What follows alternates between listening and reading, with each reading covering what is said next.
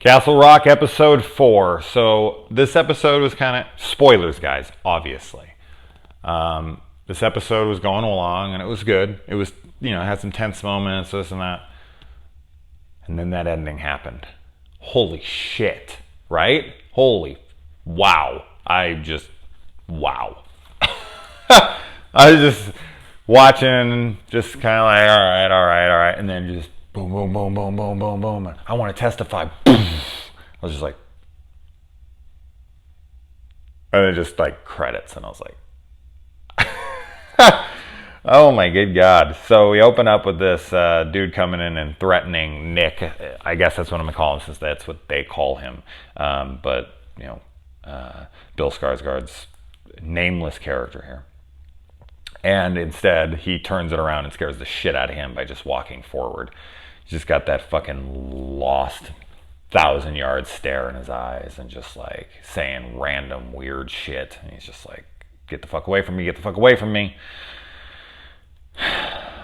Yeah, I mean, you see it in this episode. Like, Dennis has had it with Shawshank. He thinks he's got the golden ticket. He thinks that he's going to ride this shit right out the door with fucking Nick. And then Henry comes to him and is like, voicemail. He's like, sorry, dude, that ain't going to happen. We're just going to take the plea and go. And you're just going to be stuck here. Because he says earlier, like, I feel like I'm a prisoner here. Like, as well as the inmates. Like, when those doors close behind me, I feel like a fucking prisoner. There's literally nothing I can do about this right now. Which, he could fucking quit his job, sell everything he has, and move somewhere. That's reality. But, he just feels overwhelmed. And so he ends up going off. Now, whether or not, like, his mind was manipulated or whatever by Nick in his cell, I don't know. Like, for him to just go that nuts and, just draw X's as opposed to happy faces on the screen. Like, that girl just keeps telling him, smile, smile, smile. God, what a bitch.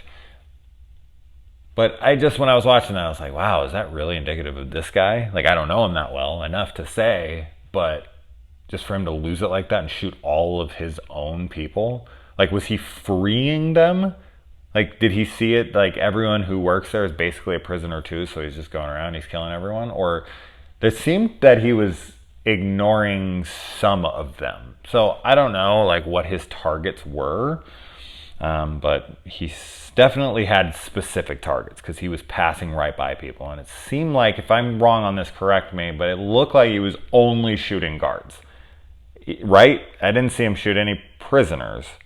It was only guards, and I want to say they were like in the mess hall, like where where everyone's having lunch or whatever. It looked like he passed by a couple, like he shot one, and then another one like ran off, and he just let him go. I think I saw that correctly, but I was like kind of just stunned by everything that was happening. I was like, holy shit! And it was on closed circuit TVs, and the music was awesome, and I was just in it, and I was watching. I was trying to take it all in, but also at the same time just kind of be shocked and it's kind of awe of how awesome the scene was. Awful in reality, but it's a really fantastic scene. I love when Henry's looking through the microfilm, and just like in every damn film I've ever watched, from 1408 to television series to all sorts of different things, anytime anyone's going through microfilm, they're like speeding past it like super fast, and then they just stop, and it's like boom, and then they just like filter back up one thing, and there it is. And it's like Shawshank. Like, it makes it look like that isn't the most tedious, long, boring fucking process ever. You just go down there, you just write down some notes and walk out the door. Like, you can't fucking filter through them that fast. Like, I guess you're just looking for headlines, I guess. Maybe that's what you're doing. Like, just press it and you go on to the next one and try to look for headlines. You're not looking like inside papers for things. You better hope that whatever you're looking for is on the headline then. But I don't know how that all works. I just know that the way they're speeding past, the way I'm seeing it, I'm just like, how are they perfectly stopping it on these things? Anyone ever went and done one of those microfilm things? I've never have. But the way it's being shown to me, maybe it's something I'm unaware of. And they're just like, they have a thing, but I think it's just like a speeder, right? It just speeds, and then like you can focus, and that's like all there is to it. And you just looks like bullshit to me. There's no fucking way. It's like in movies when people open up the book right to the right page, like right dead center. There it is. It's like, Okay, everyone open up their books to chapter 3. Yeah, Lord.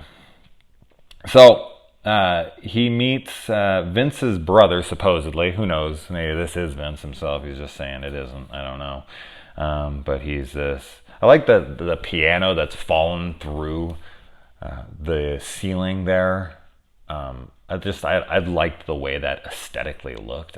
I'm curious on if they found a house where a piano actually fell through, or if they just like took the time to do that, because it doesn't, like, it shows that the house is like dilapidated and not very well kept up, but that wasn't absolutely necessary. So I almost have to wonder if they just happened to find an abandoned house or something like that that had that, or if that was put into the movie. But either way, it looked really cool, and it kind of gave me an idea of where this guy was. Like, he's not really tending to things. He's not really, like, he doesn't really give a shit. He lives out in the middle of nowhere. His kitchen has got a freaking piano through it.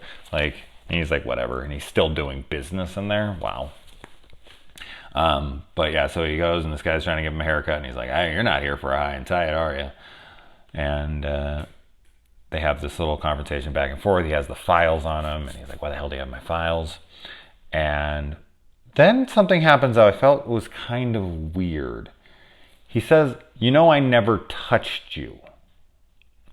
And then it just cuts, and he's at his mom's house. That was very weird to me, because, whoa, what? Back it up. We didn't get to see what happened next at all there. Like, did he just say that and he was like, oh, and he just got up and left? Like, I can't imagine this, from knowing this guy for as little time as I have, but knowing this guy's actions so far, he would be like, what the fuck does that mean? Like, what'd you do? Like, there would have been a confrontation. That would have been further, talked on. But it just cuts, and he's at the house, and he goes over, to the guy, and he's like, did you check this guy out? And he's like, it looks like you were the only one there. Like, what the hell? And he's, and then he finds out, like, he wrote down on a fucking bank account, a bank little note or whatever, like, Henry did it. And it's like, whoa, what? And it like knocks him back, and Molly's sitting back there with her Shining, and she's hearing the whole thing, so she's like waiting out front for him when he comes over, and he's like, maybe I did it. Like, that gives him that motive, even though he's like, you're full of shit. He definitely believes it. But then we cut to them in bed together, like, not together, but he's in bed, and the bed next to him is all ruffled up, and clearly she was in the bed with him. I don't think that means they did anything, but I know that there's some kind of romantic thing going on eventually, I'm sure, because she's had a thing for him forever. And she even was about to tell him what happened. I think she, at the diner or the bar or whatever that is. Bar, yeah.